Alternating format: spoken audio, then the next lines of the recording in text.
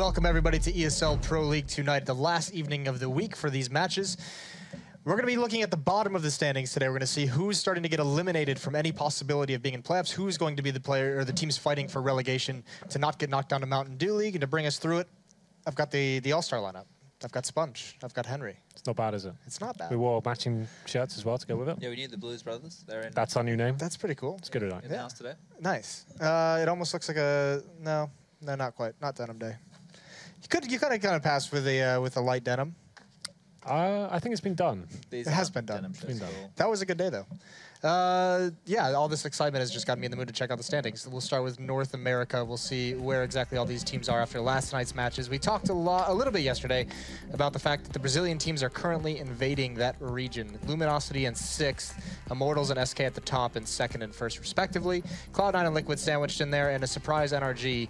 The ones you kind of maybe think would be Optic and CLG, and I mean Renegades, we've already discussed their misfortune. Yeah, for sure, especially CLG from what we saw of them from Starladder, right? You think they're actually can take down some big names in Europe and actually struggling here in Pro League. And obviously, the Foundation living up to their name as well, being the foundation of these standings, way at the bottom.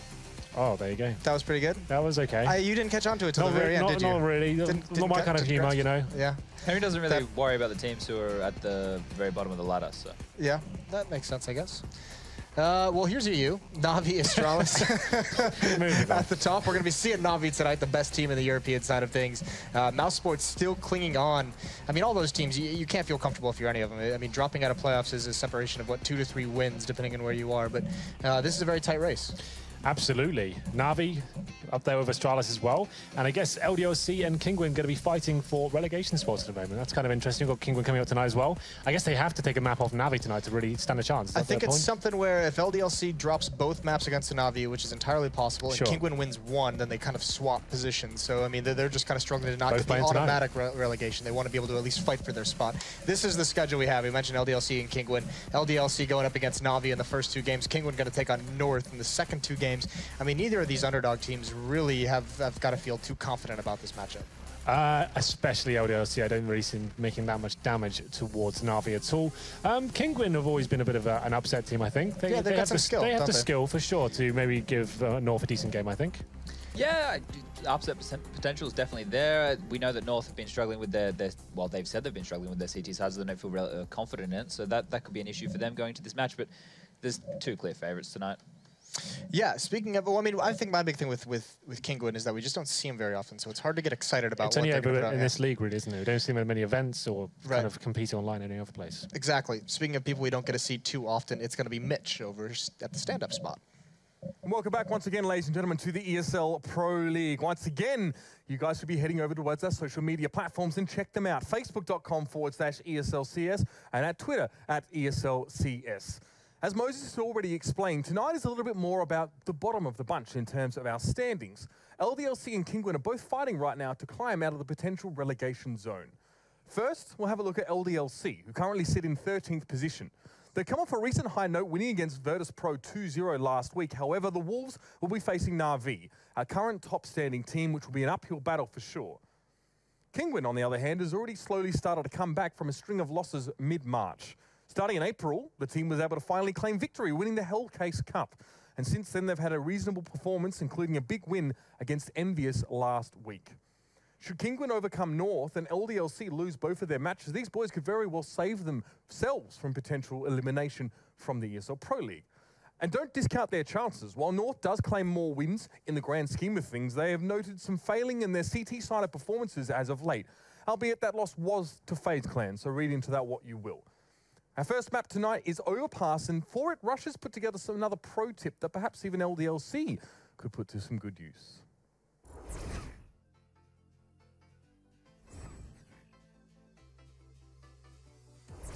Hey Future Pros, I'm passing on a smoke for Overpass for y'all today. This is a fairly open smoke, so I'd suggest only using it when a CT smoke is blocking your movements. When the smoke is used, bank will be completely covered. Now for the how-to. Step 1, find this line and get close. Step 2, aim at the top of this radio tower. Step 3, mouse 1. Easy as that.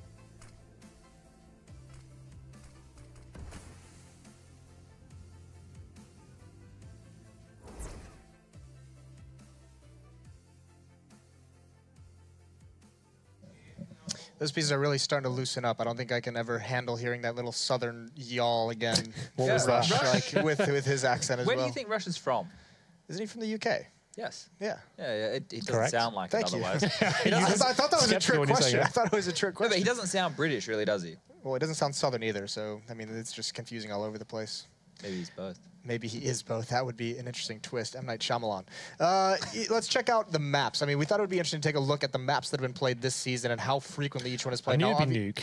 Yeah, Nuke is up there. We've seen a lot of Nuke. Obviously, Dust 2 and Red is the map that was taken out. Inferno's right in the middle. That's the new map that came in, so maybe that gets a little bit more playtime if it's in for the whole season. Yeah. But, I mean, we've mentioned a couple times, Cash just feels like it's very underplayed. Anything surprising stick out to you guys? A lot of teams kind of, I guess they don't like Cash as a whole. There's a few teams that come out and said they don't really like playing it. It's certainly a difficult map to grasp, especially on the CT side, and that doesn't operate well with some playstyles, I guess. Nuke, I'm surprised that is the #1, but it does feel like we're casting it a lot in this league so far. I couldn't really tell you a reason behind that. Chad, do you have any insights to why Nuke is so popular these days? It just shows the way the meta moves, right? When you're playing best of ones like we have here, they're getting vetoed down to more middle ground maps. But when you're at LAN and you're in best of 3 situations, you usually have a perma ban that's usually taken out, and you're seeing more diverse maps. And I think potentially the Pro League could be a good proving ground or a good chance for a lot of teams to work on their Nuke, maybe to bring other maps into their pool, bring it up to scratch for future tournaments. But to see Keish and Mirage have such a huge, like it's not really that big, you know, it's only like 5 less games from Mirage there, but they usually some of the most played maps, right? So it's just weird to see them down that end of the scale. Yeah, not going to see either of those maps in this first series. It's going to be Overpass, Cobble for LDLC and Na'Vi. But I mean, let's start getting into these teams. I mean, what about your boy? I mean, here's a question for you. Where's Alex from? He's was born in England. But he is like a French citizen. Like, how does that work? He's got a British passport, but he's lived in France most of his life. Do you know, we call LDLC a French team. I don't think they have only like one French player. Yeah, they're just some weird mix of people. Yeah, it's accurate. Well done. What makes it weird? I don't know. The nationalities involved.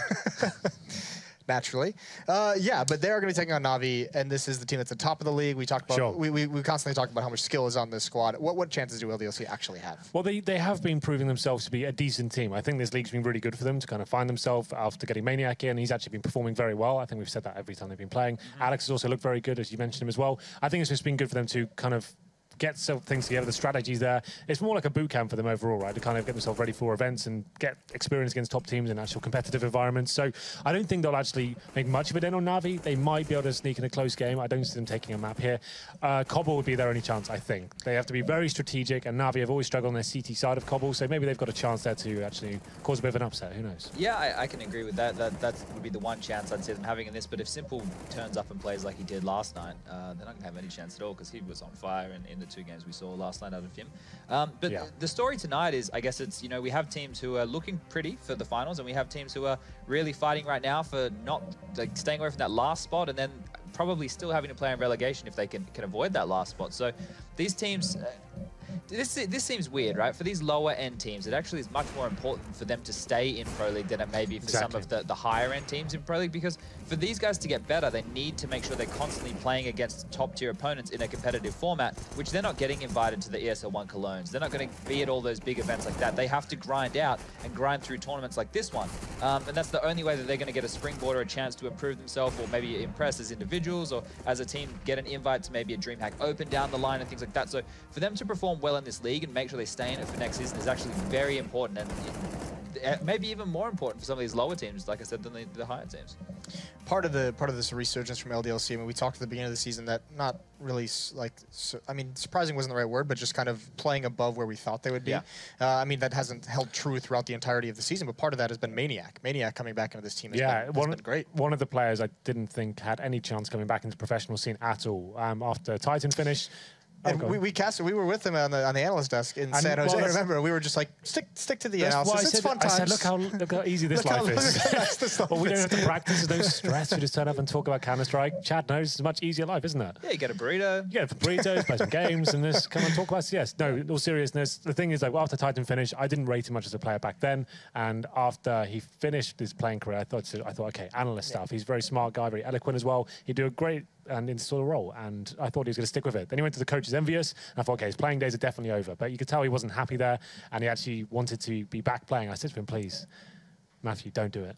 It's not worth it. And I was wrong because he's come back and he's looking great, better than ever. So that's actually fantastic for him. Yep. Playing can be easier than being an analyst or a coach, I would say, because the amount of Counter-Strike you have to force is a weird way to put it, but you have to take in so much Counter-Strike when you're an analyst or a coach, I'd say, because that's all you do. You watch, right? You don't. Maybe you can come in the server and invent some smokes and stuff, but you just have to have a massive library and a massive knowledge base. So maybe he didn't like that side of things. Well, he also came into Envious just after they won Cluj. He came in like a few months after that when they hit that kind of slump. Yeah. Probably the worst time to be an analyst or a coach for a team after they're like in disarray and everything's going wrong for them. And obviously you join and everyone's going to look at you saying, aren't you supposed to be helping this team? It actually got worse since you joined. It's going to be very stressful for him. Yeah, it's great money and it's probably not that stressful. I think he wasn't given that much freedom to actually work with Happy. I think they just said, oh, look, you do the analyst stuff. You're not actually being involved within the team itself. You're not calling for us or anything like that. It's before the Valve coaching rules came in, obviously. So I just don't think he was happy there and he was hungry to come back in. And yeah, it's actually, they're not setting the world on fire, but they're getting some decent results and getting better and better. They beat Virtus Pro, 2-0? It's not really saying much, you know, after what we've seen in Pro League. Yeah, so what we far. saw last night, that's not too impressive, yeah, it's shocking. I'm not really sure what's going on there. I don't think anyone does, but still, that's a big result for them to pick up. Can I run with that thread, or are we? You absolutely can. No, we're actually ahead of schedule for once. Lovely. That's which is kind of cool, but obviously the players aren't ready for it. Hank, if someone came to you tomorrow from China and said, "Hey, I want you to come play in my Chinese league that's going to start up when Perfect World drops the game, and they want you to be a player, and they're going to offer you $100,000 a year, US. Is that all? Well, you can do other things. I know how... You're going to be a superstar in China. You're going to be a superstar in China because you're Caucasian. Okay. And you get to play again. Would you do it? Jason, you can also be this is the route of a lot of retired like Premier League footballers do. Like you think like players like I think Frank Lampard gave it a go, and like Steven Gerrard went to America and stuff like that. The idea was that you can go there, make a load of money, and you kind of you're not a big name anymore, but you're making so much cash out there. I don't think I would do it. I don't think I'd want to live in Asia playing like low level CS for like no recognition really. Yeah, the money sounds quite good and it's quite fun, but I don't know. That wouldn't be for me. Was that something you've been offered? No, it hasn't. I do it. I don't know why we're settling for 100,000 in this. That's what I'm thinking. If it was like 300K, and as well, like Beijing, the pollution, the smog. I wouldn't want to, All right, let's say 300,000.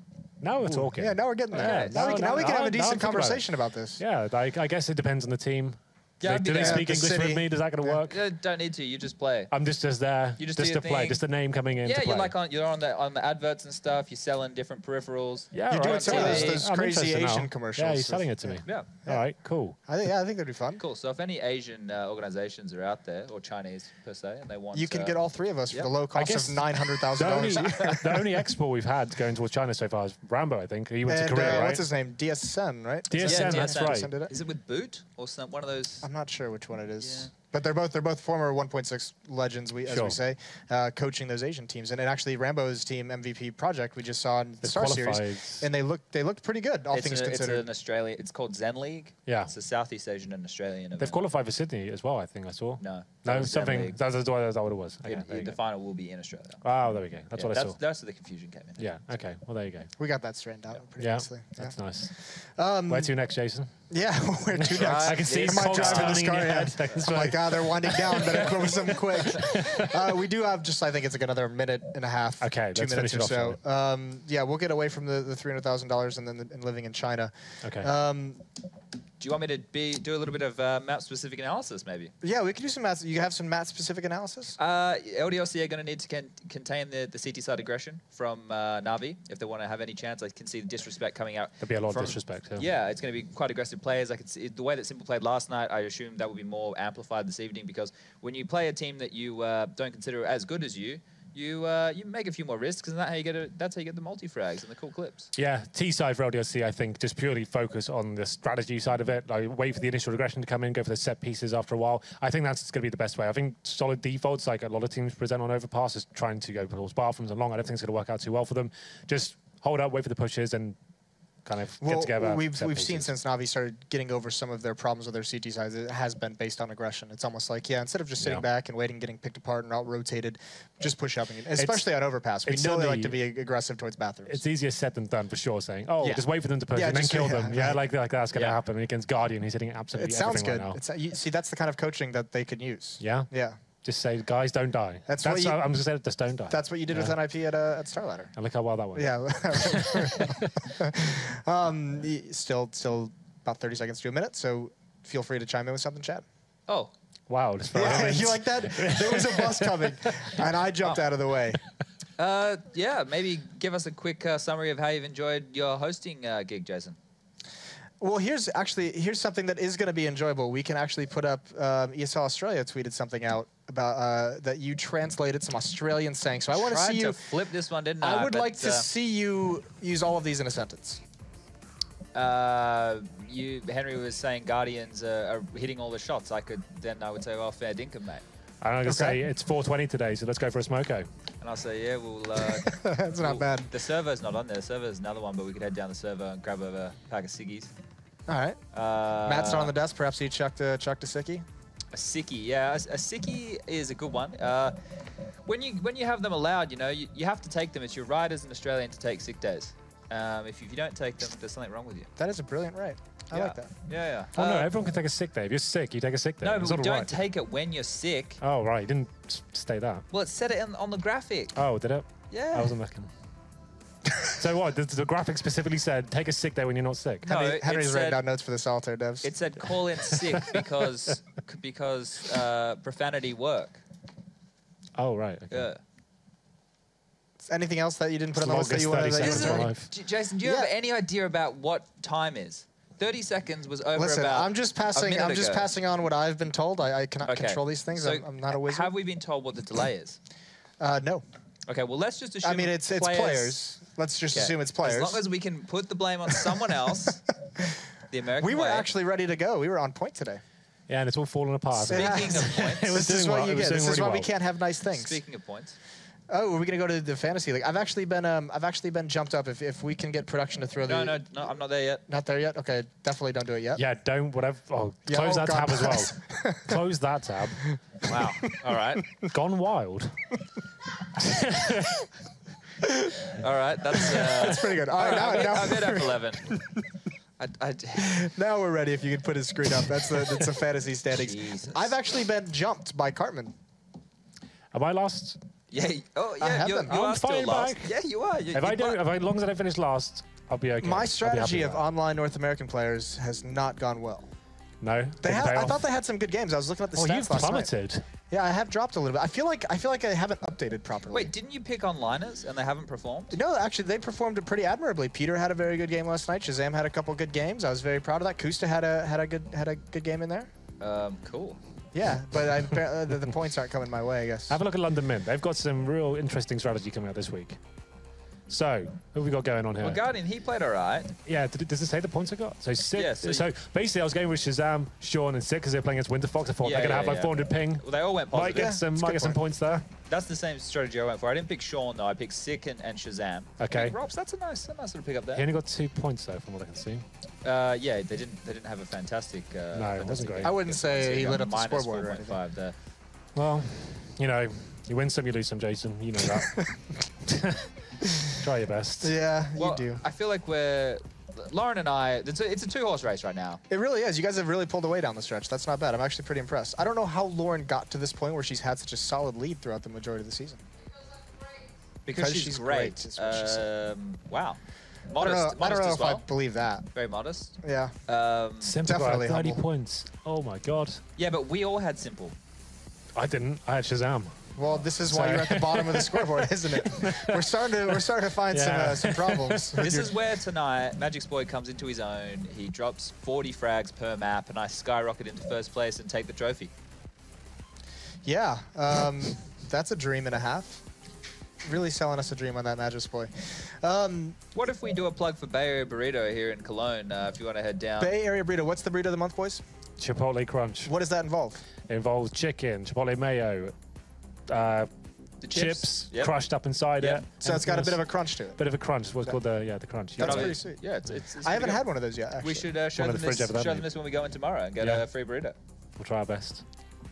Yeah, I like that idea. That's really cool. You're not here, Jason. What are you doing for the weekend? I'm flying out to San Francisco. Okay. Yeah. What's out there? You know, a lot of things. Twitch office. Oh, friends, what's he up to there? Yeah, nothing. Don't worry about it. We're on YouTube right now, Jason, so if you can refrain from mentioning that company ever again. I'll do my best. That. I mean, this is why you don't ask me these kinds of questions, you know, on a desk segment. Okay. It's a little, there is a bust there. But yeah, So still waiting on some players. Let's move into something about. Let's talk about CS Summit. Oh, okay. We can talk about them. Yeah, that event is a more casual style event. Like our desk is very professional. Theirs is much more laid back. Yeah. Everything we've done today has been professional. They don't make any jokes. Sorry, we don't make any jokes. They make all of the jokes. Yeah. But I've actually seen some of their jokes that they made today. I watched a little bit of the desk segment. What kind of jokes are they throwing out there? Yeah, I mean, you know, it was Yanko jokes mostly, so it gets a bit edgy. Yeah. We can bring up my screen again if you want to look at the teams who are at this event. Why don't we don't do predictions on the desk. It's been established that we don't do predictions for Pro League matches. But we're clutching at straws. But let's everybody just pick one team you think is going to win this event. The Scroke the entire event? The entire event. What format are they using? It's double elimination best of 3 bracket. Okay. Which is a pretty nice format. I think I'm going to go with... Oh. Take your time. Come on, Hank, it's not that hard. Yeah, good lord. It's quite difficult. You think it's just like a middle of the pack kind of? I think this is the event where SK kind of get back into form and they show us that they're still a top team and they can compete. And I win already an event predicted like this. them, so you have to pick someone else. Oh, did you say SK? Yeah, I said the Scroke Commandos. Oh, well, I think. Well, no, I'm still allowed to pick the same one. They haven't called that like in like 10 years, but I like it. Good throwback. I'll take Liquid then. God bless. Wow, he's done that. What about Cloud9? He's trying to show me up. I think he's trying to pick an NA team. Bit of swag in there. That's true. Swag is playing. Swag is playing. That'll be interesting to watch. What about that? What do you think about that, Jason? What can you say about that? I like it. Who couldn't attend? I haven't. Skadoodle. So, is this the kind of medical thing still going on? I am assuming it's for the medical. Right. So Swag's back. Swag's back in town for a weekend. He's apparently been grinding pretty hard in the rank S. You got any intel? I can tell you from when I was competing, when I was playing against Swag, when he was in, before the incident, and even in some of the rank S afterwards. He's one of those players that like. You always knew was just he had like such weird movement in the way he moved in gunfights that like it was just very uncomfortable to go against that. And he was always a player that just made you feel like you just weren't going to win no matter what happened. That was a nice little history. I meant more in the sense as have been practicing with the team. Has there any chance? Oh no, I think he's just been grinding FPL. Yeah, okay. That was nice though. Yeah. I like your little segments you have. Did you enjoy that? Rolling back the years with Jason, Moses, O'Toole, and you go back in time. It's one of the benefits of being an analyst and a host. Is you know, it's like we have 3 analysts up here. Yeah, and 3 hosts. And 3 hosts. Yeah, you guys do a phenomenal job of really driving this ship home. Wow, what was that? Yellow card, I reckon. Yellow card. Commissioner over there. Yeah. We also have Austin coming up next week. Yes, we do. Let's do a prediction for that one. That one's going to be easy, though. I haven't seen anything on that. I have a sense that we're all going to pick the same team to win that. You said G2. Yeah, I said G2. Yeah. Who else is going to be there apart from them? Exactly. No, it's Cloud9, Liquid is going to be there, Immortals, Luminosity. Okay. So the group is Immortals, G2, Cloud9, and Liquid. That's a G2 and then logo. Gambit, Heroic, Hellraisers, and Immortals. Yeah, that's just a G2 stomping, isn't it? G2 all over, you think? Yeah. I don't know if it's going to be a stomping. They won't drop a map though. The whole event. No. Do you want to make it interesting? Pie bet? Yeah. No, pie bets are done. Pie bets are done. I'm fed up with these stupid pie bets that Anders never follows through on. Empty pie bets. Empty pie bets. That was all Anders. That I do need to say that. He did bring a pie to the event. I do need to say that. He did actually bring a pie to the event. I was supposed to get pied for a bet we made in like October. He came over to me, he goes on the first day, he goes, Henry, come over here. Got something to show you. He opens up a cupboard. There's massive cream pies in there. And your eyes lit up. I was like, yes. Like, this is happening. We're doing it again. My favorite thing in the world is coming back one more time. And he just didn't do it. What was that? What do you imagine being so lazy that you don't even hit your colleague with a pie? What do you think about that? And you owe him a pie, and you know you can make a fantastic splash on the internet. It's done with that now. It's done with now. Yeah. It's officially over. Are you the commissioner of pies? No, but he is right. I think my experience has put me in the best position to be the commissioner of pies. It's definitely the creamiest. So yeah, exactly. So I think you're right there. But no, I mean, we've had enough. I can't go to every single event this year with a pie hanging over my head. Well, we have got a show match, I believe, coming up in Sydney potentially. So maybe get more pies but we've already decided to put a laptop on that, as you so eloquently put. Is it? It's in Dallas. Dallas. Okay, we're doing that. Yeah. Hopefully, potentially. I have gotten word. This was actually 2 minutes ago. But we were having such a good convo. There is a player restarting his computer. Okay. Well, that's fine. Obviously, I don't think he has an SSD. Why don't we go like kind of podcast mode? You choose as a topic. I've got the topic. Go on. Jason, build me your dream North American team right now. Go. Oh God, off the top of my head. You've got 30 seconds. I like Stu. I like Automatic. Yes. I'll take a Liege. I'll put a Liege in there. Nice. Need an Opera. Don't have one of those. Stanislaw, just because I think he's the most impressive in-game leader so far, and just as an Opera. Kusta. My boy Kusta. How could I forget about him? We're gonna send it over to Uber and Pansy. Got to say, big shout out to the boys. That was a solid 25-minute segment on there as well. I mean, you can't even get them really in the same room for that amount of time as it is. So, well, that's why you're the commissioner. I am the commissioner. You have to kind of keep them apart mostly, keep them tamed down. Yeah, I've given out so many red cards today, I think I've run out of them, so I probably need to get them back and then redistribute them. But we're going to be on to Overpass. Okay, Na'Vi, Overpass. Most seasoned fans probably don't need to hear much more than that, but Lauren, if they're not, what do they need to hear about this matchup outside of what we heard from the desk already? Just don't play them on there. Just don't do it. Don't do it. Really bad idea, isn't it? Let's talk about this CT aggression though. What do we often see? What are the patterns for Na'Vi that we often sort of see them go for on that CT side? It's just, you know, simple Unchained, right? And then you get Guardian as well. They've got a lot. That's the problem. It's not just like you get your one player. It's something that I guess you could look at North when they play a little bit. Magic Sport is one of those like hyper-aggressive players. He'll be the one kind of pushing all the way up, you know, beyond Fountain, almost right in towards the playground on the CT side, especially on this map. He has the support from Cage and B there, etc., but it's predominantly him. Whereas on Na'Vi, it seems that a lot of players can find those aggressive routes on this, and they are, you know, it's like a stranglehold on the other team. Now, credit to LDLC. This is something that, as much as, yeah, the storyline here is that it's a very one-sided matchup, you know, from top to bottom. LDLC fighting for their life to stay in this. But I've got to give credit where it's due. You look at last season, the Pro League, and I think it was season 4, you know, the bottom two teams, this felt like, you know, they were the easy farm teams, whereas LDLC like and Kinguin... flip side, or... Correct. And it's like LDLC and, you know, obviously Kinguin have been putting up so much more of an interesting matchup. But anyway, we can focus in on that at another point. This is very unique from LDLC. Going for that big stack towards Underpass. 3 players put themselves here, and it's a perfect play towards where Na'Vi are currently. They're also in Underpass, so this could be a bit brutal. And they're starting on the CT side, LDLC, that is. We won't see a Na'Vi's patented CT stuff yet, but Flamey hoping to open with some patented aggression, and 20 didn't stand a chance. This around is here, but Na'Vi doesn't really seem to care. There was one player hiding in the corner, Alex getting himself 2. Still alive somehow, and the bombs dropped at his feet. Flamey is going to be forced to challenge this one out. It was all going so well for Na'Vi until Alex got involved. No. What was that, Flamey? No. That was horrific. Well, he shit the bed, didn't he, Lauren? Yes, absolutely. That's the phrasing I wish I could have gone for, but opted out of. Guardian, not sure how he did. What just happened that round? Can we just... Alex got 3 kills. Yeah, and then Misty was, I think, playing from above as well. So I'm just very impressed that worked out, because it looked like once Simple had kind of cleaned up the first bit of the combination of the crossfire, it was like, okay, this is, you know, steamrolled, it's over, it's done, they're pushing through, they won't be pinched in by this. Alex finding more there, that was the kind of surprise factor, I guess, that there were 3 players in toward Underpass, so it kind of caught them off, but still very impressive. And a clean round here from Na'Vi, no buy-up at all. They didn't get the bomb plant in the first, so this is quite an interesting little look for them. One thing I kind of find very interesting about Na'Vi is that the CT side is more aggressive in many cases early than their T side is. They'll play this one fairly slow. They really like to try and bait out of a little bit of aggression from CT-sided teams and force them into situations where they're giving up free kills. But it's going to be much harder endeavour in this round, as Na'Vi have opted not to force in round 2. You know, not often you see this at the moment. Normally it's, you know, we force some pistols and even like a UMP if you can find it, but this is it. And the thing is, it's exceedingly good. You know, you see the amount of times that whether it be complaint or not, 4 spies work out. So it's not like it's completely, you know, unviable. So this is quite an interesting one. Flamey's going to find Alex. That's always good. But you don't expect much out of these rounds. If you're going to get anything, it might be a bomb plant. It might be a kill. And so far they found a kill. Bomb's nowhere to be seen. So, you know, it was all but a ruse to try and get that player maybe working into Monster, fake it out a bit. Just see what you can do. But it's building into this round. We're going to see what Na'Vi can afford. So 3.3, this could be Galil's, UMPs. They got the rifles. They did do a lot of damage on the first one, but basically what this entails is they have limited amounts of utility. Now, Cease is going to bear the burden of everything. He's got the molly, he's got the smoke, flash, and a nade. Got another nade and one other flash. Beyond that, that's it. So this is a very well and very heavily invested round.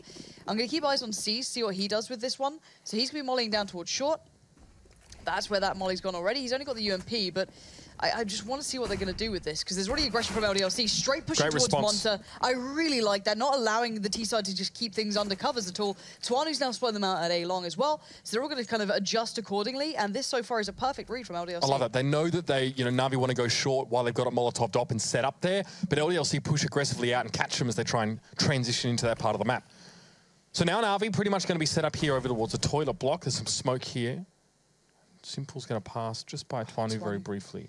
Neither he nor Alex, no.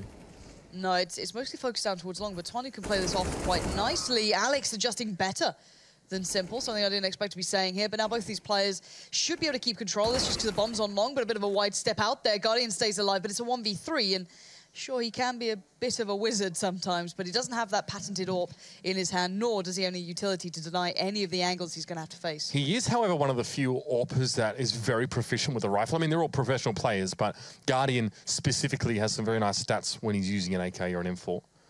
However, the odds are stacked against him. That's to be sure of.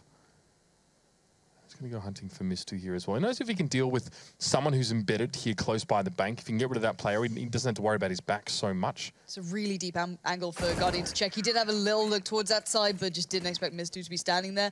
And a nice little after not after plan, but you know, in those clutch situations where you're in that 1v3, very disciplined positioning.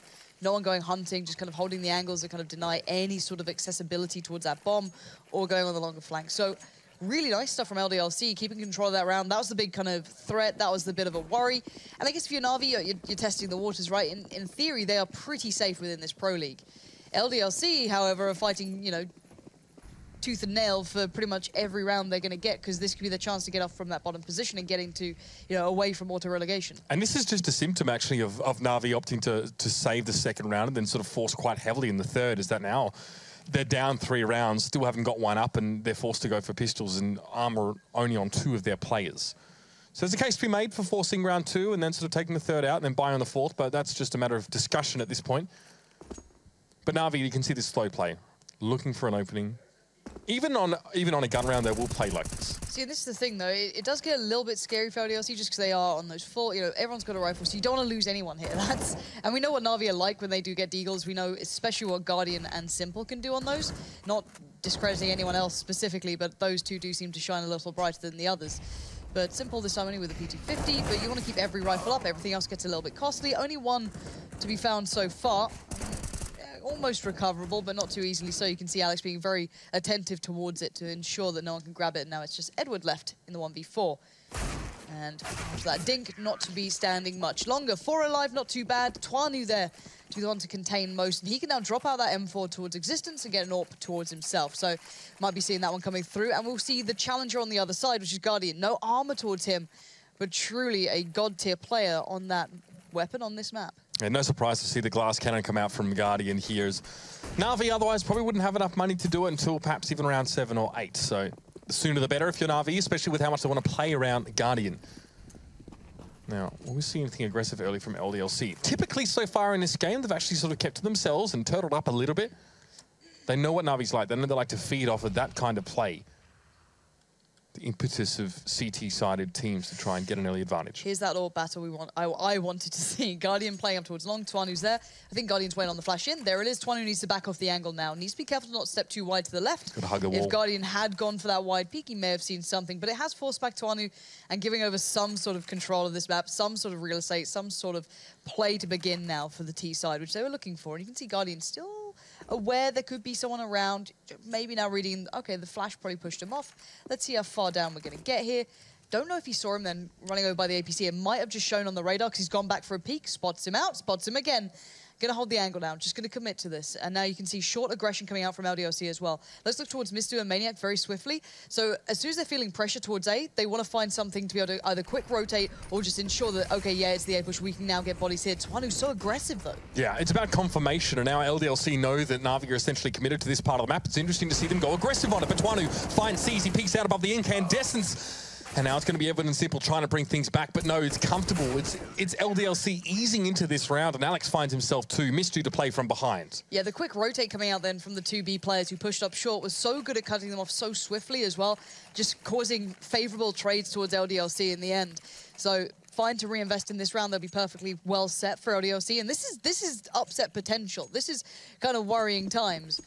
If you're Na'Vi, sure, you got you know, absolute vastness of depth here to go to. So they shouldn't be worried, but this is a very good start for LDLC confidence-wise. And I'm looking at something that looks like a change up here. It could be a fast play up short just because the flash is being set by Guardian. He's putting them down. It could just be work off that. Edward's already up there. Flamey and Simple did get flashed up though, so they're a little bit delayed, but good kills coming in for Na'Vi and they're making their impact on the side. Yeah, it's a low economy buy for Na'Vi, but they're making it work pretty well for themselves so far. The Deagle of Guardian already finding 2 kills in this round.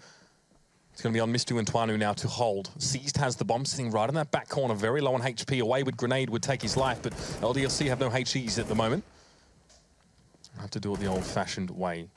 If Twanu had hit that shot, there was a chance he could have caught Seized then, and that would have caused more and more issues, but doesn't. Now he needs to consider, okay, they can now utilize the other side. This could be a bit of a fake, just kind of like ease out and then come back in so you get a 2v1.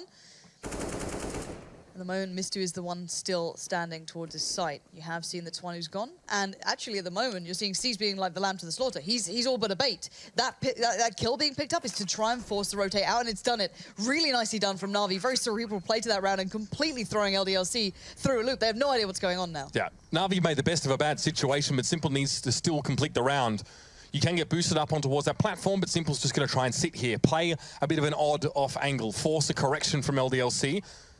Even Mistu going for the wallbang there. Twanu steps out, Mistu as well. There are situations that we do see Simple win out. In many cases, but not this time. Mistu to salvage the round. Going to go for that defuse and not bothering to take the AWP actually into the next round. They've got enough money. He should be able to run back and grab it, I think, as well. Yeah, it'll be fine if he doesn't mess up somehow. Oh, there we go, no worries. A little bit fine. So, all in all, I love the way Na'Vi played that round, to be fair. Simple put himself in a position where, unless LDLC made a mistake playing back into that site, you know, maybe grouping up too easily or, you know, giving him a chance to get those 2 kills for free, they were going to play that retake off well and it was always going to go in their favor. But still, I like the way they set it up, putting Seized out there, just, you know, lamb to the slaughter, walking himself up towards A, knowing that if he sets off that alarm, there's no getting around it. But anyway, again, I think we're seeing that Edward smoke. We're going to see the Edward smoke on the CT side. I'm wondering if that was actually utilized by LDLC. Yeah, it's like the easier throw to get a monster smoke, isn't it? This is nice, though. Look at this. Completely almost left open B site, and everyone else playing for the aggression, the control through underpass, through short. So this is very different from LDLC. Another new look. You know, Existence may be certainly at work here. Yeah, Maniac could be caught out of this one, though. If he, yeah, don't know what that was about. Don't know what that was about. Either way, Simple comes through from Connector, so this is retake for LDLC. They're sort of more than happy to give a plant to enable them to establish some pretty dominant positions, but no one's worked into Monster yet. LDLC actually pretty much stacking from short at this stage. And if you posture towards this, you've got to imagine this is a possibility. So I'm wondering what this retake's about. They've got a lot of utility and a lot of room to work. But Guardian, we know what he can do from that spot. We remember Alex screaming about it. But so far, it's Maniac. 2 kills back-to-back. Now the next challenge, Seized over an ABC. Now getting a challenge out by Existence. Nicely done. But Flamey's still a problem. His position yet goes unchecked. But Twanu will push in towards it. 5-7 in hand's all you need, and 4 players stand for this. Great retake from LDLC. I was a little worried. You know, it felt like I'd given a lot of time for Na'Vi. He had set up these really good positions to hold off the retake, but no. I'm loving this approach, this I don't know, posturing from LDLC. I like the variation. I like the aggression. I like the good reads. They are in such a good spot here, and sure, you can say 2 teams in very different positions mentally. You've got Na'Vi, who are pretty secure now in the Pro League, you know, sitting top 2. You know, this is time to maybe experiment, try new things. You know, you're not too worried about your overpass overall. You're pretty comfy. Maybe this isn't their biggest, highest focus game. Whereas LDLC, it's everything. It's us staying in the Pro League. It's us getting a chance to not get relegated and have a, you know, fight for our survival rather than being automatically put out of this. So 2 very different teams in 2 very different positions. And I'm enjoying watching LDLC actually identify a few distinct tells from Na'Vi. For example, the early short Molotov that we see from that T side. Now, when LDLC see that, they go, okay, well, we know they're going to try and take control. Connector, we know they want to work through short. So they put a player aggressively in towards the CT side of Monster on their B side. It'll actually be able to, you know, pick up a kill from there. And in that round we just saw, as Maniac pushed past it, he saw that there wasn't actually a Molotov there to short at all. So he was able to push through there and establish a little bit of a flanking route, lets him set up on short. When Simple tries to burst through from Connector, he gets caught out. And then LDLC kind of get to play like a T side would against a turtling CT when they just play for a bit of a retake scenario. They can work the way in from the bomb site and know that they have superior positioning because they've already spent half the round erecting that. It's mad, isn't it, though, to look at this? First it was VP having one of those games. And now we're seeing Na'Vi? Surely not, right? Surely not on Overpass. Well, the problem is a loss here is not as devastating for Na'Vi as it was for Virtus Pro yesterday. Absolutely not. They're at top of the tables. They might slide slightly, but they're looking like qualifying. So let's see if there's anything unique here from LDLC that at least I can spot. Way different positioning. a lot more eyes towards, Monster. You've got Mistu playing from the side of Monster, watching short. This is Na'Vi. This could be the Astralis piece almost, you know what I mean? This is very molly heavy, very set piece heavy. It kind of forces people like Maniac to want to go aggressive. Nice flash in though. Maniac's back his turn. Gets completely caught by it now. Mistu's all alone, but isolates the bomb. This is big from him. He's going to deny at least one side of the approach, but you can see how well set that whole piece was from Na'Vi. That B site is theirs, and the retake is almost, I don't want to say impossible, but it's quite tough here considering how well positioned these guys are. You've already got Simple playing over by Short. He's going to have a little look around. That could already catch out Existence. See if not Twanu can find anything. Yeah, Existence gets caught out by Simple there. He was waiting towards the short part of the map, and it will be Na'Vi sitting on this. A little bit more of a spring to the step for Na'Vi in this round, and even a little bit more, outside of the nice flash execution, but a little bit more of a standard push contact play on towards B works out. I like it. I like it a lot. Now, I don't know if that's like a one-for-one Astralis hit. And we say the Astralis hit, a lot of teams have that B hit, but it was just, I think Chad did one of his episodes where, one of those moments on the desk where he broke down every piece of it, and it looked somewhat similar, but it could be the Na'Vi's take on it, how they like to do it. It didn't seem as molly heavy, it seemed a lot more smoke focus. You could see there was almost 2 smokes towards that CT side, one ABC, one CT, and then smoke towards upper, molly towards barrels. It was a really nice piece overall, but it seems that Na'Vi have had to go to this. It was like, at the start it felt like, all right, we're Na'Vi, it's fine, we're good, we can depend on just running them down, but they have forced Na'Vi to play quote-unquote respectful, right? They've force them down into it. It's funny, by respectful, it's almost as if it means that Na'Vi actually have to go with a bit more aggression or to be a little bit more proactive in taking map control and pushing sites, playing for contact, but this round they slow it down again. So the pace now is reduced. No AWP for Na'Vi in the mix here, so not necessarily playing for a pick into a site. What can Mistu hear from this position? I'm wondering if anyone saw him cross. Oh, he's got a crossfire here as well from short, so this could be quite nice. However, Mistu doesn't have protection from the play in Monster. It's a horrible angle to play. They're going to see your feet as well. Timing is going to be huge. He's going to be able to find one there. And you saw the crossfire that you highlighted coming to play from Maniac. He's going to fall back from that. And even finding those 2 kills actually could cost Na'Vi a lot. They can't do that same piece they did before. They can try and find bits of it to pull together, but there's always going to be missing some sort of aspect. So one smoke goes in. One molly to follow. Let's see what Na'Vi can salvage from this round. 3 players to make the hit towards the site. And while they've got players, that's one thing they do have is firepower. Flamey and Guardian going to come up with it, and Twanu now in a bit of an unfavorable position, but maybe he can fight his way out of this. Playing up close with an AWP, definitely not really where you want to be in these situations. And Existence has very quickly tried to make his way over to the side, but he runs headfirst into Guardian. He tries to make his way through from connector, but Twanu puts a bit of damage down. However, it's not going to be that simple. It's Flamey to clean him up, and Na'Vi take 2 clean Angels to wrest control of the round back in their favor and just walk onto the bomb site the old-fashioned way.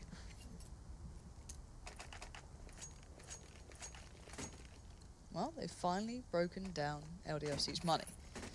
Now, this is the one thing you'd always say, is that Na'Vi have a lot to go to on this map in comparison to what you'd imagine LDLC have. You'd imagine that Na'Vi have several looks they can always find if required, but right now, they found enough to keep LDLC's money away from them. So for LDLC, all right, how do we approach? It seems that those B hits are looking pretty spicy for them. Might have to consider that when we go into the next buy, but for now, it's Na'Vi taking long control, working through towards filtering their way through, and Twanu's going to probably spot this out and call for support pretty soon. LDLC have stacked the B side here, so it's just the way the cookie crumbles sometimes. Na'Vi mixing it up, knowing that LDLC's economy probably isn't burgeoning at this stage. Go for something a little bit different. And, well, they're not sparing any expense in terms of utility expunged over towards this side. You can see they'll lay it down now. 3 smokes are there, Molotov even.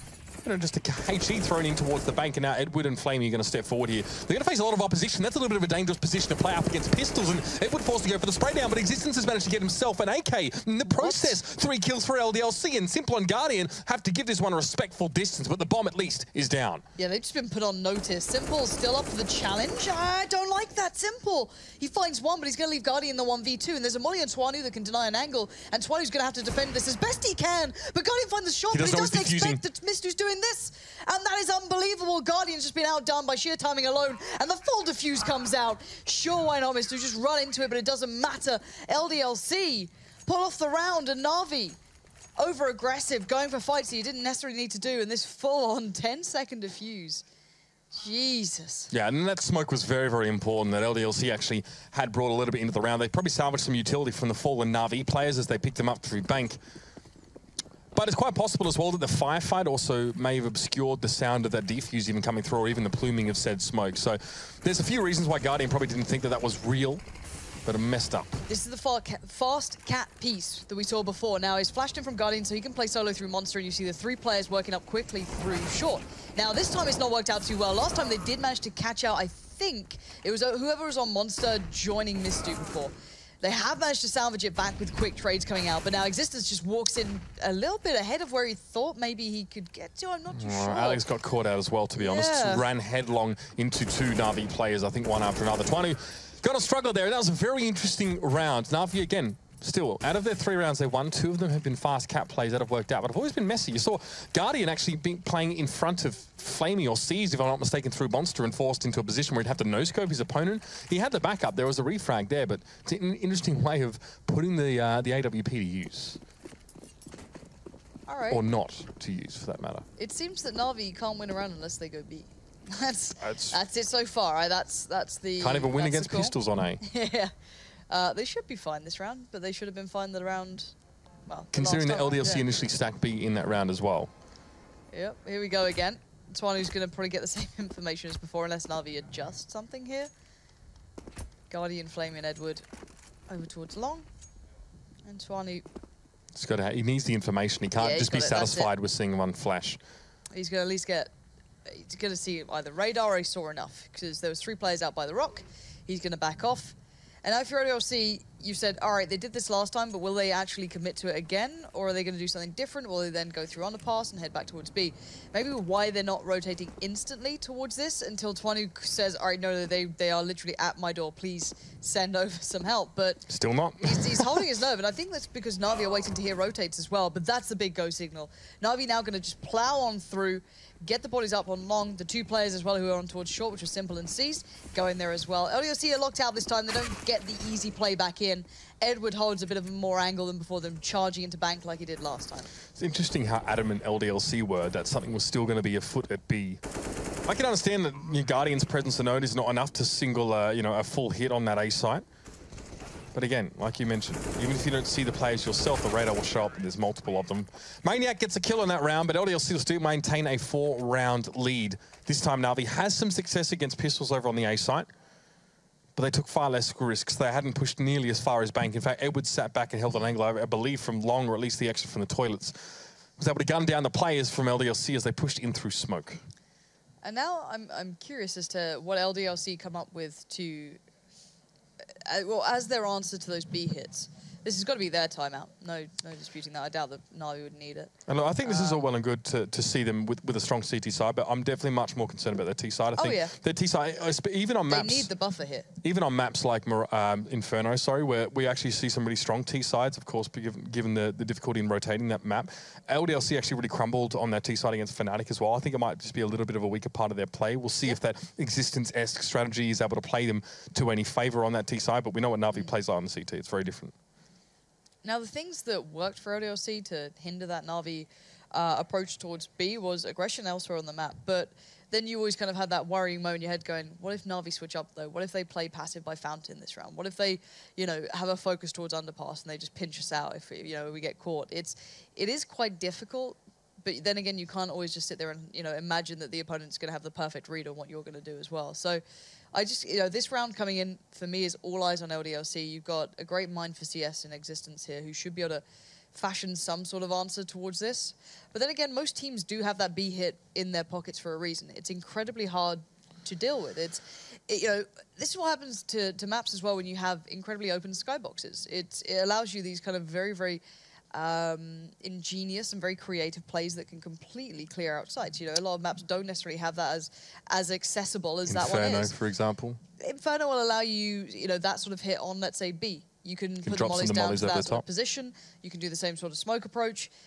Not many of the others allow a T-side so much access with Molotovs, smokes, and everything else. You can always argue there's a lot with smokes coming in, but even on maps like, so for example, Mirage T-side, going A, you still aren't able to hit that many mollies to clear out every angle of the site. You can put one towards Dark once you've already exited ramp. You can still do nice things like smoke and connector from the A side. Smokes are fine. It's the combination of a smoke and a molly piece that works together well. There's very few moments you get as incredible coverage as you can towards the B site on this map. So you can see why so many teams have that in their back pockets, because it's so hard to handle. As a CT, you have no safety anymore. You get smoked out completely, or you try and stay in to take the fight. And by that point, you're going to be completely mollied out, flashed out, and then the fight begins. You're like, well, we are already on the back foot by default.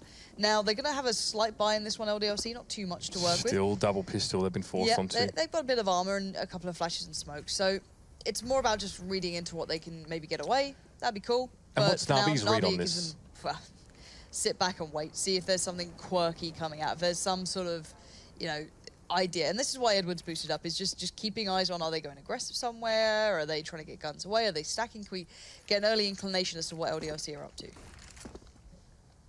So far, very little information has been gained. There's a flash to long there from Edward earlier on, and that didn't really seem to have a huge purpose, except perhaps just misdirection. That was a smoke in towards the toilet block. So the main area's been smoked out there. Na'Vi going down in towards Connect. You can see some pre-fire here, just because if they think they're going up against pistols, they really don't want to get pinned in a part like that first pistol round. We saw Alex get 3 kills just purely because he sat in the corner. This dude can't see Simple. There's no aperture on that particular side of the doorway. And Simple's trying to get a little bit of information about the presence at short via the vent in that top right. Na'Vi with 3 players on long here. So Edward's definitely blazing a trail now through the map, just trying to get a little bit of information. There's actually a smoke at the edge of long and, well, Simple. It's not gone as well as he would have liked. No, but this is a quick read from LDLC. They're actually reading this nicely. There are 2 players going through Underpass now, but 20 should be able to spread it out. They're going to at least stack the right side. That's the main thing. I don't know if it's going to change anything, just purely because, you know, better weapons, better everything. And a good crossfire between Flamey and Edward there. Very, very hard for LDLC to try and play 2v1 against single riflers for Na'Vi on the side, and Mistu only with 8 points of HP, so it was unlikely he was going to be able to stand up to Flamey in that case, and he's Maniac on his own, often the lurker for LDLC. It's kind of the style he's described as the one he likes to play, and it's worked out against Cease so far. He's even got armor to boot, but Guardian receives him with the AWP. The information was there, and the kill was there for the taking as well. Na'Vi have clinched back 5 rounds. It was a very slow start for the CIS team, but LDLC already have 8.5. They're going to come out at halftime in the lead regardless. But again, that second half is going to be more interesting, but we still have a few rounds here to play. 2 more in the half. AWPs for Guardian and 20. All right, this is the round that I'm curious about, is how do they find a way to deal with that B hit? But Na'Vi aren't doing it, and it's a triple stack underpass for Na'Vi, a double stack for LDLC. They're going to do the boost, I can imagine. Or are they? No, they just stand shoulder to shoulder here. Oh, this is really It's because of the way that the angle develops as you move around. So the calls could be coming out from Mistu and Maniac. They'll be saying, all right, they're not doing the same, you know, fast hit. That's not coming through. This could hurt. Get yourself ready.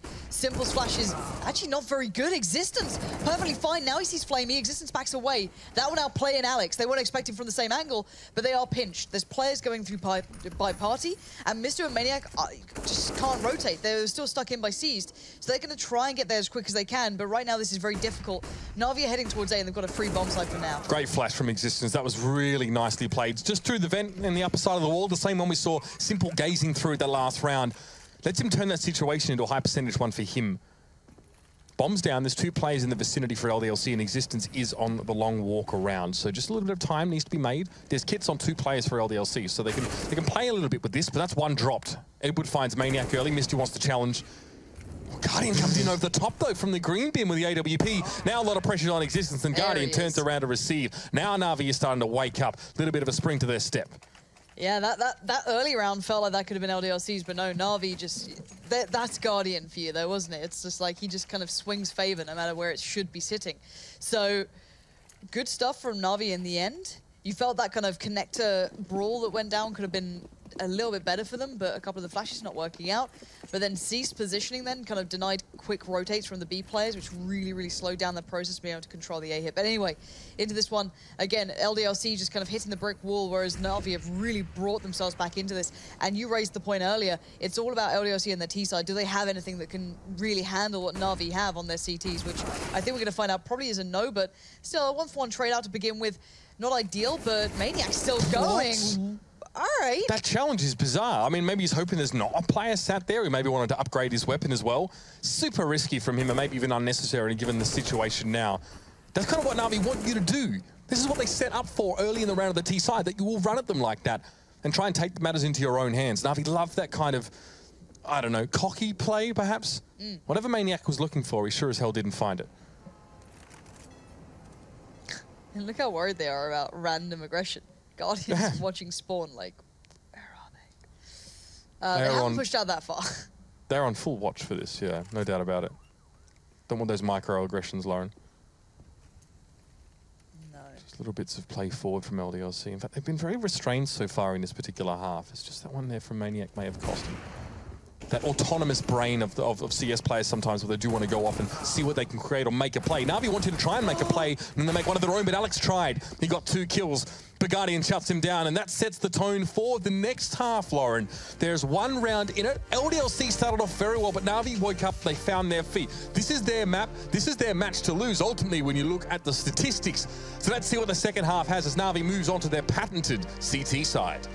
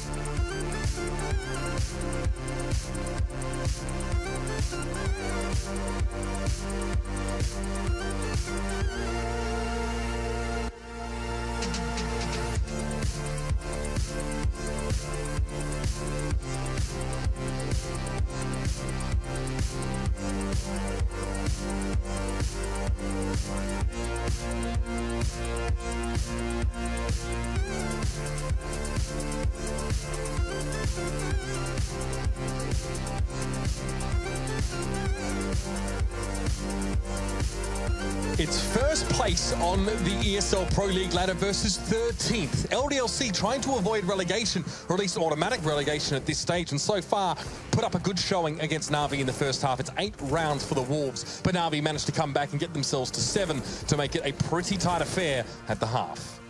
They seem to have woken up the beast, though, didn't they? They pushed hard enough, and then you got Na'Vi to actually push back. And they did it in some style. It was a little aggressive, to say the least. And that one play was probably the most questionable we've seen from an otherwise pretty solid half from LDLC. Yeah, no, they certainly had answers in the first couple of rounds. They had a great idea of how to approach it. But Na'Vi, this map for them, it's not just about their T side. It's not just about that individual firepower that they can bring, or their set pieces, or their approach. It's their CT side, and this has always been a good map for them to show it on. I'm not sure how they're going to come into this mentally.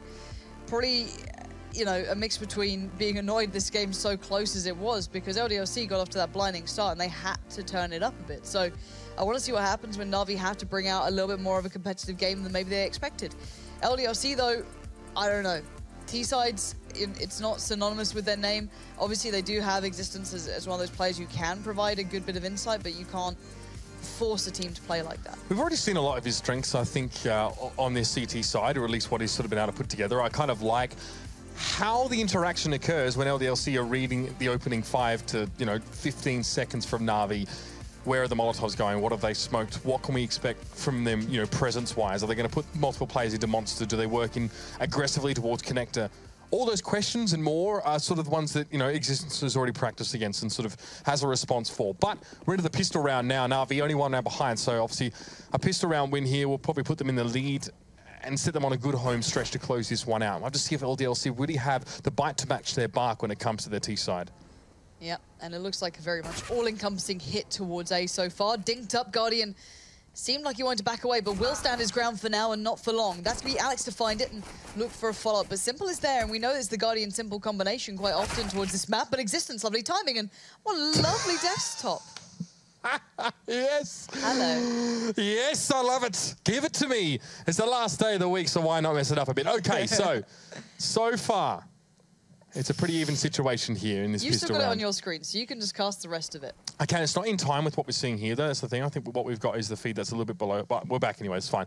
We've had a couple of those today. So it's a 3v2 situation. That's the main point. LDLC looking pretty good to close this one out now. Edward's trying to find them, essentially. This has been a really weird around-the-world Glock train. I'm pretty sure they just bulldozed through the A site, the rest of LDLC, and then made their way towards the lower part of the map. And now Existence will be able to take down Edward and clean things up.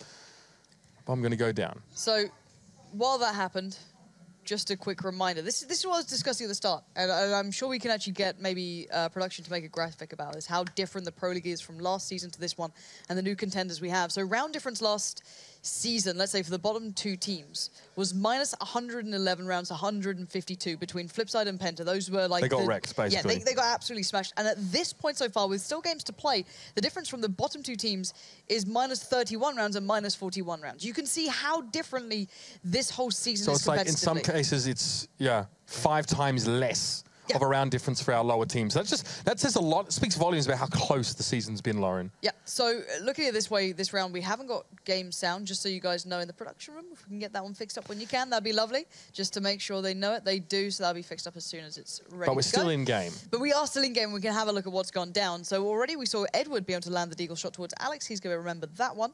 But Simple is waiting out, hoping someone would dare to walk down long and just gift him that opportunity and not look the right way. But LDLC yet to be committed anywhere. They're very much, taking their time, and why wouldn't you? You don't want to get caught out by those cheeky little angles. You don't want to get caught out by someone being quick on a flank. And you can see them building together now slowly. The biggest threat for me, at least in my eyes, is if Existence doesn't expect the corner. Hopefully he checks it. Otherwise, there could be trouble afoot.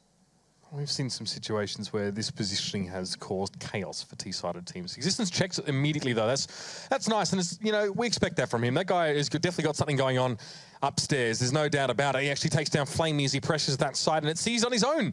P250 desperately spraying over towards LDLC, but it's just going to come, well short of what he was hoping for there. LDLC take another round after winning that pistol here, set themselves up fairly comfortably, and do note that Na'Vi actually did buy some pistols in their second round force buy there, so they went for something. Might be able to do it again here. But again, a slow start to the second half from Na'Vi. We really won't get to see what they're made of until that first gun round comes up. Rush wants to put on some sound here. I don't blame him. He can't, though. No, what do you do? Not allowed. It's like changing your outfit when there's nowhere to hide. Rush just gets changed in public. There it is. Oh, my good Lord. I love it. What's that in the bottom left there, Rush? I'd love to know what that is. It looks like a flower? Water lily, Lauren. I think it's a water lily. Yeah, it's fine. Huh. But anyway, Na'Vi this round did go for a bit of that nuke-esque thing, right? Where you just get as many nades as you can and chuck it down in one area, try and do as much damage, and maybe be able to follow it up with something else. But it didn't work out. They had a good go at it. Twanu took some damage, Existence took some damage, and I just want to see that water lily again. Rush, can we have a little... I've been waiting for him to get 5 for so long. It's going to happen. I feel it coming. We're back to cinematic mode here. The score currently stands 11-7 for LDLC. They won the pistol round. They get to extend their lead a little further, but now we have a bye for Na'Vi. This is the much more important round. We might even have sound back as well just to join us, so couldn't have been a better time for it. Let's be honest. And now LDLC, Maniac's going to keep the MAC-10. That's super interesting decision here. And Na'Vi are a little bit low on utility. I was going to say, I don't know, where is he going to go with that? Like, is he just going to run in? He's going to ram it up their nostril, I think. That's one way to do it. And C's going to go for the quick little underhand flash, try and get something done, but now a swift push from LDLC through short, and that's going to catch him off. Twanu just going to do what they've been done back to them in that first half, and now C's still left out, very isolated, but he steps up to the challenge. 2 big kills back to back, completely denies what LDLC were trying to do this round. Sure, Alex is left alive, but you don't fancy him in this 1v3. Absolutely not. Maniac couldn't do anything in that position. He obviously only had the MAC-10 to work with there. Didn't want to upgrade, and that's going to give the round to Na'Vi here. They only lose 2 players, so this is quite big for them now. It's actually going to let them bolster their R2 with a little bit more utility, but Flamey might have to go for a slightly weaker weapon here. They weren't fully built up. But still, it's their first proper look in now. And yeah, they're fine. Smokes and mollies are plenty. And if you're LDLC, though, you know that they're fragile. Even though they, there's always a chance they win that round, you can reset them in this. So should be interesting to see how well this goes for them. Guardian, there it is. This is the aggression you want to see. He's there with Simple. Flash comes out. No one's quickly trying to chase this one down, though. So he did get the tag towards Alex, but Alex still stands, limping along, but still up. And when we talk about an aggressive CT side from Na'Vi, it's often not even more than that. That's kind of all Na'Vi really like to do. Oh, geez, Guardian, that's an interesting peek. Maybe didn't expect there to be 2 players at long, but he tagged one heading in that direction. So one has to wonder. Flash to get himself away. Molotov was thrown at him, I think. Molly, yeah. Nasty. And now Simple's been waiting for a moment to strike here, and he might just have one. Alex is completely unawares. Yeah, it will ring the alarm. I guess if anyone's going to go down, you'd want it to be Alex out of the rest, just purely because he was so low already. But LDLC are kind of left a little confused as to how that went down. How do you find room to work? Maniac, you're going to be having to play back into this one. Na'Vi now have, again, the upper hand. They have a lot of players on this site, but no real step towards B just yet. Unless possibly Mistu finds something, but I can imagine they're going to ignore that and try and go for this. But Simple going to find another before going down. Massive impact this round again from that man. Just guerrilla warfare from Na'Vi. That's the best way to describe how they like to play this CT side. First, Guardian goes forward and gets some damage to make things easy for Simple on the pickup, and then he comes forward himself. Gets in the face of LDLC. I mean, what better player to do it than Simple, should I say, really? The kind of player who's always going to look for opportunities like that and has the mechanics to back it up. Bomb loose, Sees knows there's got to be another player there with him, but Existence that's actually quicker on the trigger finger. That makes it a 2v2, and LDLC have the space to get a bomb plant here. Now there's a smoke to heaven, Guardian's got to back away and try something different. This is getting a bit worrying. Mistu's going to have the angle first. I don't know if Edward's going to see it. I don't think he did. Maybe a teammate called him out, but still finds the frag. That's big. It's down to a 1v1. Existence up against Guardian. Guardian gonna be outflanked. Nice movement around from Existence, just playing that so smartly, and he will get the AWP as well. Just picked that up for Twanu. So incredibly well handled in the end, considering how that one started out. The leg towards Alex and the aggression from Simple, then Simple finding another even while falling back to a more passive position, and there's the reset coming in. Yep. This puts Na'Vi's money in a state of flux. That's pretty bad for Na'Vi. I think that should be pretty clear to you guys. 1850 on seized here, so you can't buy anything at this stage. You buy below that, you lose another round, then you're just absolutely busted. Guardian, though, early aggression. We've often called the Deagle a mini AWP in some cases. Definitely has the stopping power. But he wasn't fancying hanging along without any armor to speak of. Maniac and Twanu were sitting quite far back here. You can actually see them on the X-ray.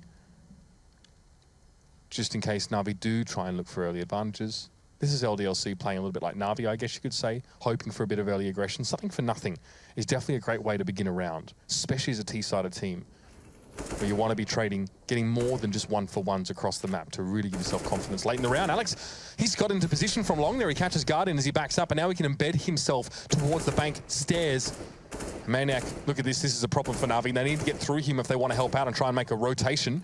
It's going to be hard. Grenade comes in, lands. Oh, no. Decent damage. This could be more an analysis than I'm a pro player, but he's keeping it together. Finds Flamey, that's good. Doesn't get overwhelmed, doesn't completely fluff the lines.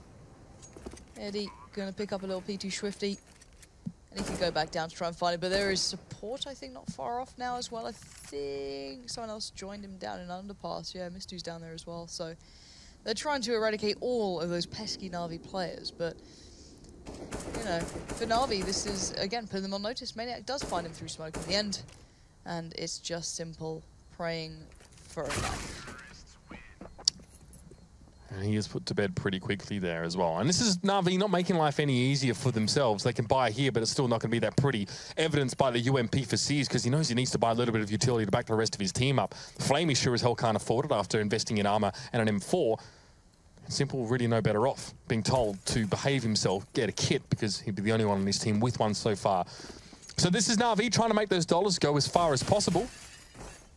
Hopefully we still get to see some of that characteristic aggression, see if they can make that work for them here and put LDLC off kilter at the start of the round.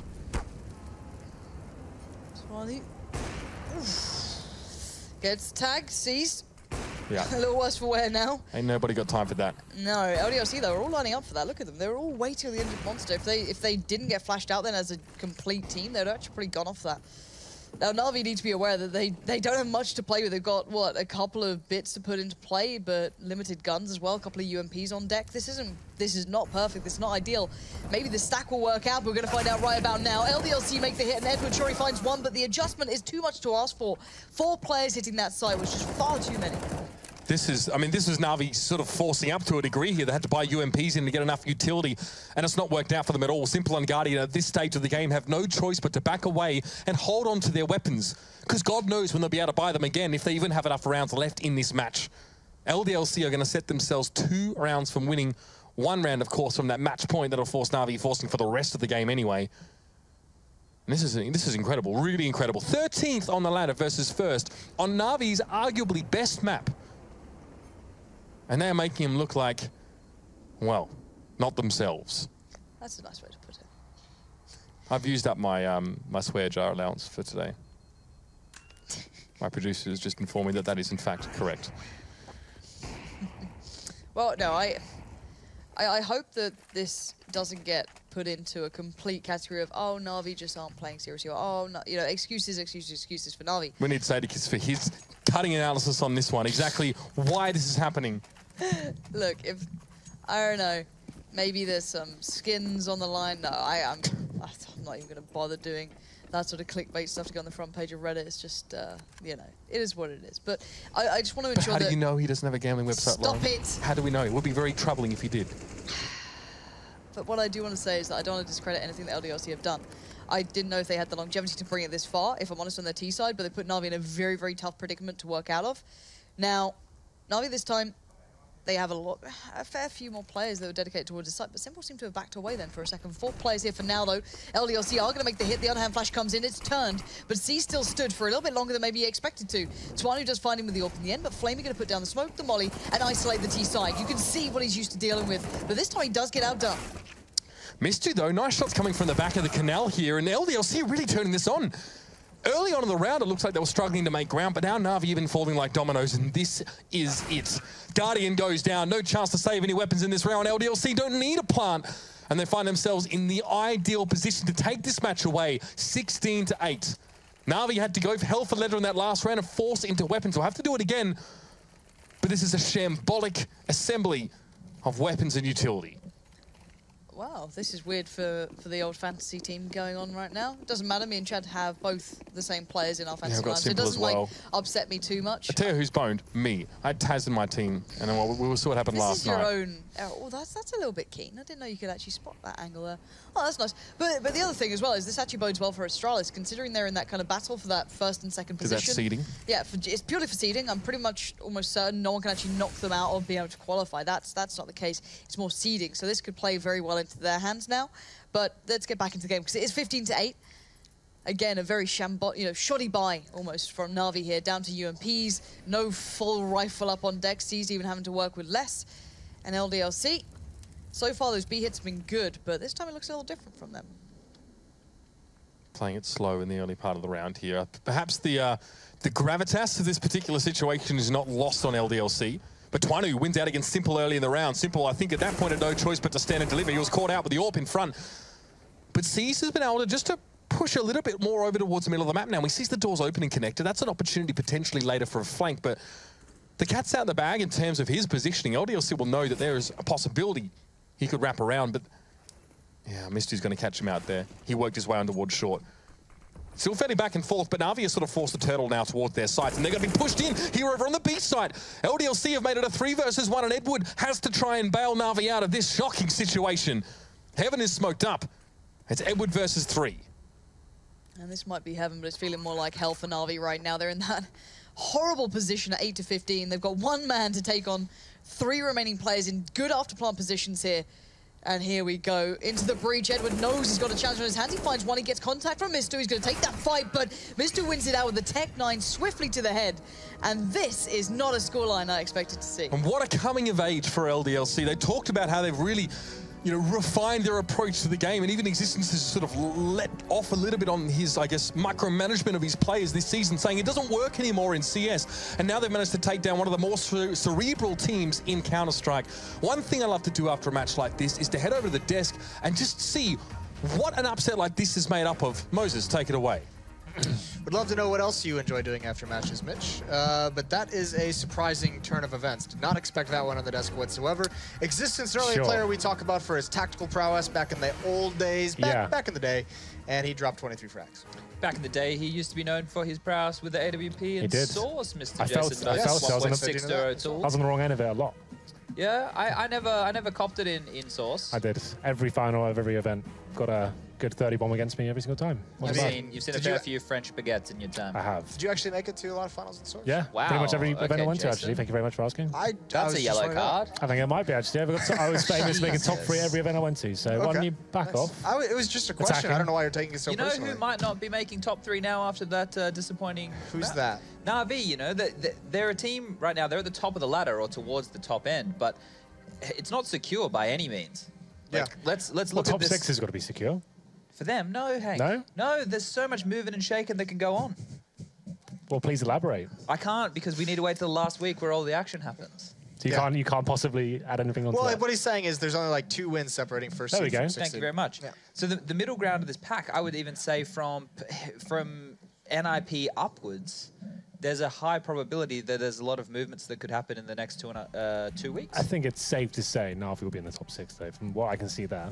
Okay, Hank. You should put a pie on it. Okay, would you not agree? I would like to think so, but after what we just saw there, you know, you have to be thinking. That I think this is one of those games, right? They lost both pistols. They went 7-0 down in the first half. Like they couldn't really get anything together. They looked very shaky on the T side. Guardian was missing a lot of shots to kick things off. He's been in amazing form recently, but then he was kind of. That game not so much. He got it together towards the end of the half. But is this potential of where Na'Vi just did not really look at this game and say this is going to be a problem? I was thinking that as well. In my head, when I was watching the game, I was like, okay, do you know what? They're top of the league. They didn't really have the hunger to win this one. They kind of woke up a little bit too late towards the end of the first half. They were 7-0 down. They actually brought it back to 8-7 against them. But second half was even worse for them. They only got 1 round there on the CT half, got fully reset after losing the pistol as well. It just was a horrible showing from them overall. I'm curious if we'd see like the same approach from Na'Vi if they were playing a higher... or a team that they would consider of higher skill or a harder opponent, right? Because they went for that second round bye with the AK. So they were well equipped for it. That was a problem, wasn't it? Yeah, but then they had, I think it was like either the 5th or the 6th round where they had like Galil's, AK, Deagle. They got the bomb site and then they lost the afterplan as well. But those rounds, like we did say they lost 7 rounds, but they didn't gear themselves up completely to be able to take rounds. They probably figured, oh, you know, we're more skilled players. We can just grab a couple of mismatched weapons and trade out and get some rounds. Then they had to turn it around and eventually just start doing those B executes, which worked well for them. Yeah. Once they got those rounds on the board, there was that mishap with Mistu sitting the defuse, guarding the 2v1. That was nice. That should never have happened like that. Well, I guess the thing is, you just don't expect after your teammate goes down as a 1v1, you just assume he's getting off the bomb. Yeah. He's taking a bit of a gamble there, right? He's got the AWP. If he goes in, he's got the advantage of the angle. We can't see the bomb. He's just hoping he hasn't got a kit. He's not got a full diffuser. Yeah. He's expecting me to come in. So he definitely is a blunder in terms of the way they lost the round against the pistols, but still, the situation is quite forgiving for Guardian, I guess, in that respect. Well, the map wasn't forgiving overall. Na'Vi perhaps biting off a little bit more than they could chew. We'll see if they can bounce back. If they can take Kabul, which this test predicted would be the more difficult map for Na'Vi to take, they'll have to try and do it when we return.